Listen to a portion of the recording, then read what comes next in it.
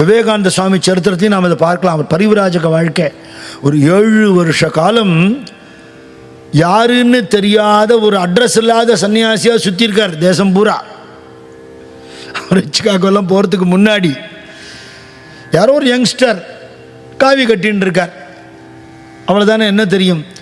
அவரோட தேஜஸை பார்த்துட்டு தானே வந்து அவர்கிட்ட பேசுவாளாம். ஒரு 10 நிமிஷம் பேசினா அவர் ஒரு மகான்கிறது தெரிஞ்சு போயிடுமா. அப்படி எத்தனையோ பேர் அவருக்கு உபசரணை பண்ணியிருக்கா, பிக்ஷை பண்ணி வச்சிருக்கா. எத்தனையோ ராஜாக்கள் அரண்மனையில் கூப்பிட்டுருக்கா. பரிவிராஜகராக போய் இந்த தேசம் தன்னுடைய மகோன்னதத்தை இழந்து வெள்ளக்காரன்ட்ட மாட்டின்றதுக்கு காரணமே தன்னோட ஸ்பிரிச்சுவல் ஸ்ட்ரென்த்தை இழந்தது தான் காரணம். இதை திருப்பி ரிவைவ் பண்ணினாதான் இந்த தேசம் உருப்படும். பக்தி ஒன்று தான் வழி, ஆன்மீகம்தான் இந்த தேசத்தோட முதுகெலும்புன்னு தன்னோட பரிவிராஜக வாழ்க்கையில் தெரிஞ்சுண்டு இதுக்கான வரம் வேணும்னு பரமஹம்ச தேவர்கிட்டையும் சாரதா தேவிகிட்டையும் கன்னியாகுமரி பாறையில் உட்காந்து 3 நாளைக்கு அன்னாகாரம் இல்லாமல் பிரார்த்தனை பண்ணி தபஸோடைய பலத்தினால கிளம்பி அமெரிக்கா போய் ஜெயிச்சுட்டு வந்தார்னு அவர் சரித்திரம் சொல்கிறது இல்லையா.